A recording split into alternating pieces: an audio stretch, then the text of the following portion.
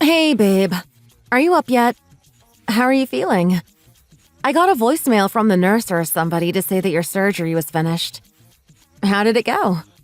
Oh, hey, sweetie. Yeah, I'm up. I woke up about 3 hours ago, actually. The doctor came and gave me a really long talk explaining everything like future surgeries and what my recovery might look like, but I'm free now. I'm sorry I couldn't come to the hospital to look after you. I had so much work to do. It's not easy for me to get to the hospital just like that. I know, it's fine. So, what did the doctor say? The nurse who called me said she couldn't give me a lot of information over the phone. She said I should probably come and meet with the doctors, but I really don't think I'm going to have time for that. Everything is so crazy at the moment. Did the doctor say whether he thought you'd walk again? Maybe after some physiotherapy, you'll be back to normal, right? Actually, it doesn't look like I'll ever get back to normal. Don't you remember him telling us when we were here for the consultation? He doesn't think my legs will ever fully heal. He said there's a high probability that I'll be in a wheelchair for the rest of my life. Are you serious? Yeah, there's a lot of nerve damage at the base of my spine. Those kinds of things don't tend to heal. You know, the passenger side where I was sitting was almost completely crushed. I was kind of prepared for this, though. I knew that's what he was going to say. But it's different when reality hits. It's going to take a while to come to terms with it. The doctor suggested seeing a psychiatrist, too. So, what are you going to do from now on? I guess it's going to be difficult for me to live how I was before the accident. We'll have to make some changes to our place so that I can get around in a wheelchair, won't we? And I'll need help with a shower and toilet and that kind of thing. I'll probably have to employ someone. I won't be able to drive, so I'll need someone to help with that too. Oh, there is so much to think about. My boss called, though.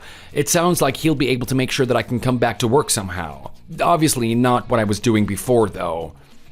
The company will be able to make some allowances. I'll retrain and maybe I'll be able to work from home until I'm used to the chair and my new routine. But I think I'll have to kiss goodbye to my old career and start afresh with something new. I'm sure the doctor will explain more when he sees you, but I think there might be some stuff you have to deal with too. Oh, I'm sorry. I don't want to be a burden to anyone. What? I can't.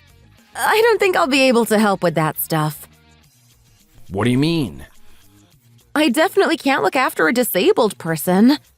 You'll have to find someone else, Paul. Maybe we should get a divorce.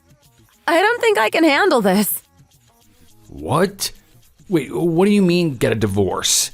Haley, you're completely overreacting. You can't be serious.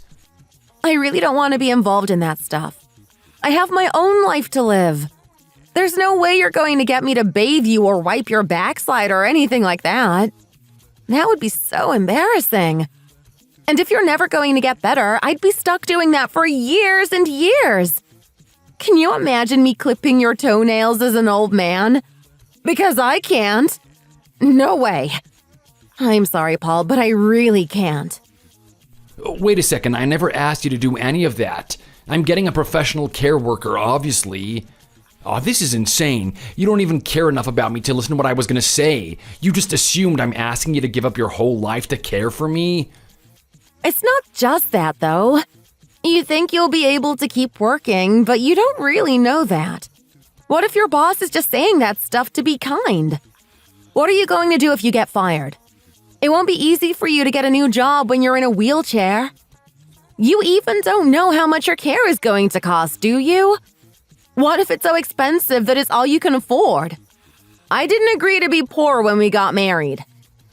You literally said for richer, for poorer, but I guess you didn't really mean it. That's just what everyone says at their wedding. It doesn't mean anything. Obviously not for you. Oh, Haley, just calm down. You're totally overreacting. I can understand that this is a bit of a shock and a disappointment. It'll take a while to get used to it. But can't you just try and be a little bit more understanding? After all, you're fine. It's me that's going to be stuck in a wheelchair. Sure, I think it'll change some stuff about our lives. You might have to do more around the house. We might have to move to be closer to my parents. but I really don't think I'm asking too much of you. After a little practice, I'll still be able to do a lot for myself. I don't know if I'm gonna get fired, but even if I did, I'd figure something out. And as for my recovery, let's both hear what the doctor has to say before we make any serious life choices based on this stuff. You're not listening to me, Paul.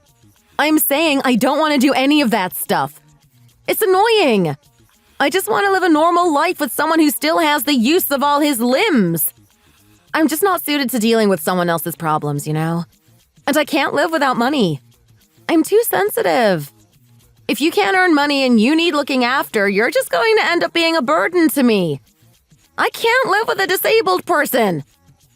Excuse me? Don't you know what you sound like right now? Imagine me going out with my girlfriends or meeting new people at church.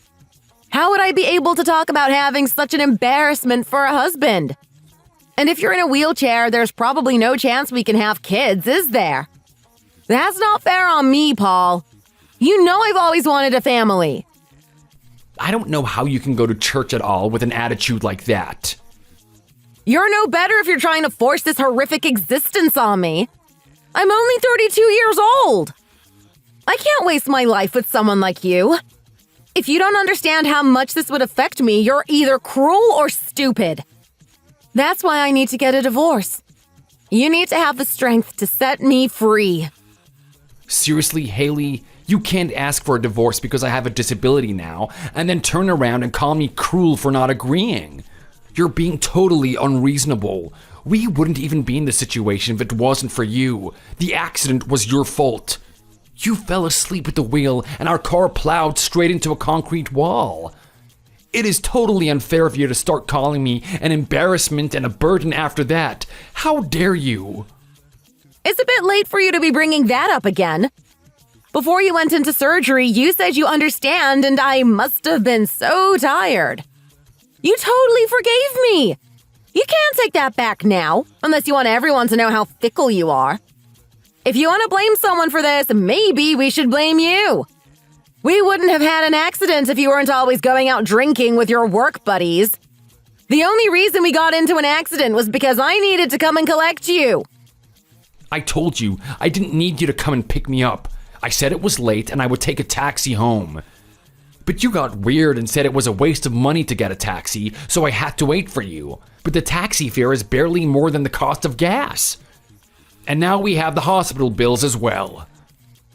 Well, maybe. But if I didn't pick you up, you might have just decided to go home with one of those ugly women you work with. What are you talking about? I would never do anything like that. You're being ridiculous. There's no reason for you to blame me for this. And my car is ruined too, so you're not the only one who has lost something. I haven't done anything wrong. You really think that's true? Anyway, it doesn't change the fact that I've got no intention of looking after you for the rest of our lives. I'll go and get the divorce papers, so all you need to do is sign them and file them. I'll move my stuff out as soon as I can. Just a second. You can't just ask for a divorce and expect it to be that easy. We need to sit down and talk about it properly. Well, it's already decided. Your lawyer can sit down and talk to my lawyer about it if you want, but I'm not talking to you anymore. You can get your parents or someone to look after you when you get out of the hospital. Bye, Paul. Have a nice life. Actually, I don't care. Have a whatever life as long as I'm not in it.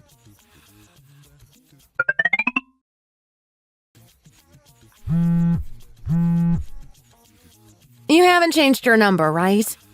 Why did you ignore me this evening? I even waved and shouted at you. Oh, was that you? I was afraid it was.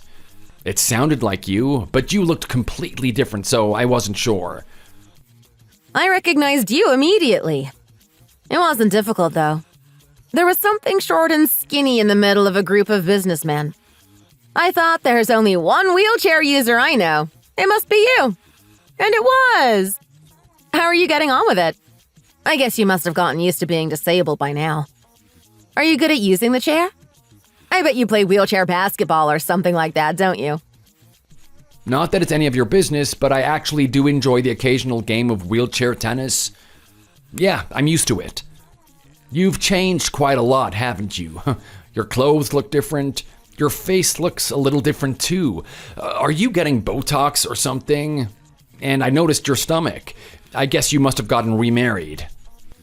Actually, we're not married yet, but we've been living together for about 6 months. We're planning on getting married after the baby is born. I don't want to be pregnant in my wedding photos. Oh, that's nice. I'm happy for you. That's what you always wanted, wasn't it? A family. I'm so happy right now. I probably shouldn't say this, but I think I made the right choice divorcing you when you can't walk regularly. Don't you think? I expect you can't get a promotion and you just end up with all the odd jobs that no one else really wants. Are you making enough money to get by? It definitely looked like you were on the bottom of the pile surrounded by all those smart-looking businessmen. My boyfriend earns about $800,000 a year. He's so smart. I bet you can't beat that. Why would you just assume that your boyfriend earns more than me? Anyway, are you just messaging me to make fun of me and act all superior because you have a rich boyfriend? That's not very nice. So, just like you, I suppose. I'm not making fun of you. I just thought I might share our news and let you know I'm doing great. I hope you don't mind me being so happy. I don't want you to be too jealous. My future husband is so clever, you know. He works for Eastman Finance in the city. He earns so much I even gave up my job to become a makeup blogger. He works for Eastman? You know it, don't you? It's a huge investment company around here. Almost everybody I talk to knows what it is. If you're looking for work, actually, I could ask my boyfriend if there's anything going at his office. They might need someone to answer the phone or something. You could probably do that, couldn't you? I don't even know what people in wheelchairs are capable of. But if you call and ask for David Cook, he'll talk to you and let you know if they need anyone. It'll be better than not having a job anyway. David Cook? That's your boyfriend? Oh, do you already know him? I shouldn't be too surprised. He's really good at his job. I'm sure he's famous. Yeah, I know him. Actually, he's on my team at work. Well, technically he works under Graham, who's on my team. What? Are you sure it's not the other way around? You're David's boss? Yeah, if it's the same David Cook who works at Eastman Finance, I'm sure there can't be two of them. He was hired about a few months ago for maternity cover on Graham's team until Jessica comes back. It's a fixed-term position, and usually we'd try and find someone a permanent position afterwards. But to be honest, I'm not sure if we're going to keep David. What's wrong with him? Actually, I really shouldn't be saying anything to you. Can you forget I mentioned that? The contract isn't up for another 6 months anyway, and things might change. He might turn out to be super productive. What are you talking about? How has Eastman Finance got anything to do with you? I left my old company 6 months after we divorced because I wasn't getting much out of it anymore. My uncle on my mom's side got in touch because he heard I was thinking about quitting. He said he was looking for a new director of investments and asked if I wanted to interview, and I ended up getting the job. I'm so glad he reached out because it's not the kind of position I'd ever consider applying for. I couldn't believe my luck. My uncle's company is Eastman Finance. I'm on the board of directors now. I might even be able to apply for an executive position soon. You've got to be kidding. You're on the board of directors? That's right. Although I'm still learning a lot, I doubt I'll be able to get a promotion this year. Maybe in the next few years. Anyway, this guy you're seeing, David Cook, I don't think he's the greatest guy. I don't want to interfere with your life, but like I said, he began a few months ago and has consistently been late since his first day. And after I leave work at night, I often see him and a couple of other guys heading to a nearby bar. I honestly thought they were going to pick up girls because that bar has kind of a reputation. Hopefully he is not cheating on you, but I thought that I should probably let you know. And he's not that good at his job either. I'm not sure how he even got hired, even if it was just for maternity cover. I wouldn't be surprised if we have to let him go before the end of his trial period, but try not to mention it to him. I just want to let you know in case he loses his job and that leaves you in a difficult position with your baby. I don't think we're talking about the same guy. My David told me that he'd been working at Eastman for over 10 years. It can't be this guy who only joined a few months ago. I've been seeing him for a year. I'd know if he changed his job. Maybe at first he was lying about Eastman, and then when he saw the job come up, he applied for it and somehow got it? But he said everyone at work really relies on him for everything, and he has the best judgment when it comes to financial decisions. He said his boss is putting him into the management program and he'll get promoted soon. He has so many expensive watches. And such a nice car. He must be making lots of money. I don't think it's the same guy that you know. Perhaps there is more than one David Cook at that company and you just haven't met my guy. I'd be surprised if he'd been working there for more than 10 years and I hadn't met him. I really think I've met everybody. If it's the guy I think you mean, he is definitely lying to you. There's no way he could be earning $800,000 a year. He's on the basic salary for new starters. Besides, there is no one at our company that makes that much money in a year. It's impossible. Even my uncle isn't making that much. Are you sure? I thought it was a really successful company. It is, but that's a ridiculous amount of money for one person to make in a year. Don't you know that? Look, as a guy, I can say that he probably just said those things to impress you so that you would go out with him. And have you even looked closely at any of the watches or clothes he wears? All of the brands are fake. If you look closely, it says Rolex and stuff like that. I didn't think that you were that gullible, Haley. He was showing off in the office, but almost everyone noticed straight away that they were fake. We make fun of him, but he doesn't seem to notice. That can't be true. Are you saying he's been lying to me? I'm having his baby! I thought I knew him. Oh, that reminds me. It's about your parents. If you're back in town, I think you should drop by and see them. It sounds like they're a bit hard up at the moment. They'd probably appreciate it if you pay them back all of the money that you borrowed from them. What are you talking about? Have you seen my parents recently? I don't know what money you mean. How are they suddenly so broke? I'm talking about how the court found you guilty of driving dangerously and causing the accident that resulted in my injury and ordered you to pay damages.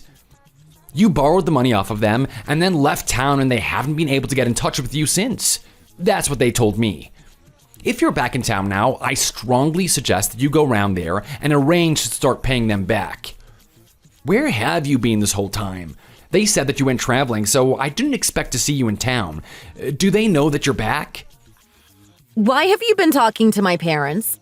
We got a divorce. You don't have the right to stay in touch with my family without me knowing. I was worried about them. They're not working anymore, so I wanted to make sure they were getting by okay. They were so kind to me while we were married, and they went out of their way to apologize when they found out about the accident. I feel sorry for them. You've treated them really badly. How do you think they can afford to just spend all their savings to cover for your mistakes? They're my parents. It's their responsibility to look after me. Besides, it might as well be my money anyway. I don't have any brothers or sisters. When they die, I'll get all their money, won't I? I might as well have it now. But they're miserable. Your dad had to sell his collection of antique toys, and your mom is working a part-time job at the local convenience store. That's where I met her and I found out that you hadn't paid them back. She doesn't look well, Haley. I think she's getting too tired out with work. Parents do have a responsibility to their children when the child is still a child. But you're an adult now. You also have a responsibility to look after them. I don't know why they can't just get by on my dad's pension. He was in the army. He should be getting enough to support himself. Well, I don't know the particulars, but I'm sure your mom wouldn't be working a part-time job if she didn't have to. Why don't you go around and see them and find out what's going on and how you can help? Are you making any money from blogging yet?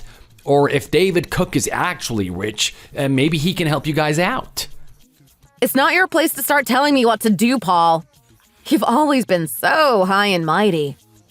You don't really know David. I do. He's not a liar. How dare you try and interfere with my life like this? I bet you're even trying to turn my parents against me. It was you that skipped town and left them to deal with this mess that you made. You decided you didn't want to help look after me, so you had to pay a settlement. That's why your parents are poor now. I didn't want any of this to happen, but you left me with no choice. I had to pay for my hospital bills. I didn't expect you to borrow money from your elderly parents and not pay them back. They're on the verge of losing their house, Haley. You have to do something about it. Why should I? You're the one who accepted their money. Maybe you should help them out. Your mom started crying when she saw me. Your dad is really mad at you. It's your fault. How can you ask me to pay? Your dad apologized to me because you caused so much irrevocable damage to my life. He said he was ashamed to have a daughter that could do something like this and then just leave without any apology. I really don't want them to go through any more difficulties, so hurry up and give them their money back. I can't just give them the money. I don't have any. What about David then? If he's not a liar and he's earning $800,000 a year, surely he can help. It might take a few years, but I'm sure if you both work hard, you'll be out of debt before you know it. That's not going to work. You said there's no way he's earning that much. Well, let's just imagine that he's earning a starter salary like I expect, and he sorts his attitude out. In that case, you guys can still make enough repayments to make sure your parents don't go bankrupt and lose their house. What if I don't want to get married to a guy like that? If he's not earning that much, how will we afford everything? You could go back to work when the baby is born. If you don't marry him, how are you going to manage the kid and your parents and yourself? You said you didn't want to be poor, but I really think it's unavoidable now. It's just a question of how poor you want to be. What should I do? You're not married, are you, Paul? Don't even go there. There's no way I would ever consider marrying you again. You completely betrayed my trust. You put me in a dangerous situation and caused an accident that put me in a wheelchair. And then you refused to take responsibility. Why should I help you out now? I'll apologize for all of that. If you'll forgive me, I'll do anything you want. I said there's no way, and I mean it. There's literally nothing you could do to convince me to remarry you and bring up David Cook's child. It might not be his. There was another guy I was seeing around the same time. It might not be David's baby. That doesn't make it any better, Haley. But I promised to look after you. You won't need a professional carer anymore. I'll be saving you money. I'd rather be spending it. It wouldn't be worth the trouble of having you back in my life, I'm sorry. The guy who looks after me now is an excellent carer and a really good friend. I'd rather have him around than you. And I don't need your apology now. You let me down and there's really nothing you can say to make that feeling go away. Honestly, I think it's your parents you should be apologizing to. You've let them down too, but they probably still love you and want to forgive you. We're divorced, I got the money I was entitled to from the accident, and I haven't seen you in 5 years. We're basically strangers now. We have nothing to do with each other. If you hadn't messaged me, we wouldn't even be having this conversation. You should be trying to sort this out by yourself. How can you be so unfeeling to me, Paul? You think I'm the unfeeling one? You called me an embarrassment. Anyway, I'm busy. I have work tomorrow and I need to get some things ready for an important meeting. Don't contact me anymore, Haley. I won't respond.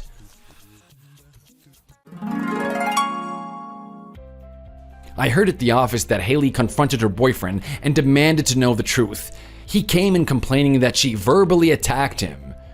But he also seemed weirdly proud that he had fooled her for so long.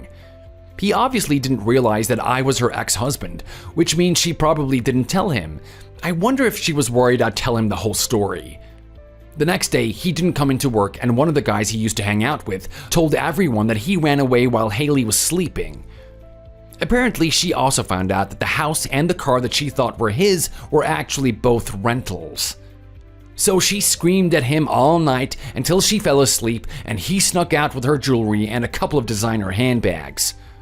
Probably the ones I bought her when we were dating. I think she moved back in with her parents after that. They sold their house and moved into a small apartment to free up some money. After the baby was born, Haley went back to work. She used to be a pretty good saleswoman, but I'm not sure if that'll be enough to feed 4 people. Obviously, money is still pretty tight because I still see her mom working in the convenience store sometimes. She says Haley works night and day, but I don't know what that means. Whatever she's doing, I'm glad she's finally paying her parents back. And hopefully she's learned to value other people a little bit more, especially people who don't lie to her and steal her stuff. David Cook never came back to work again, and he got fired automatically after a week of unexplained absence. These days, I'm not even convinced David Cook is his real name. I think Haley and her parents are looking after the baby together for now, but Haley's mom is talking about putting it up for adoption. I'd feel sorry for it, but I wouldn't blame them. I imagine having a newborn baby in a tiny apartment must be really hard. I wonder if Haley had just ignored me when she saw me in the street. Maybe she wouldn't be having such a hard time now. But she saw me and she just had to try and rub my nose in it. Then when she found out the truth about her boyfriend, she just had to confront him. She can never just let something go, and I guess that's why she always ends up in trouble. If she just let me take a taxi home that night, who knows where we would be now? But from now on, I want her to work hard and try to live a quiet and respectful life. As for me, I'm just enjoying my new job. I still have so much to learn here, and I think I have a pretty bright future ahead, despite my difficulties. I hope I'll be able to repay some of the people who've helped me out when I needed them by never giving up on my goals. Thanks for watching. If you liked this video, please give it a thumbs up and subscribe for more content. See you next time.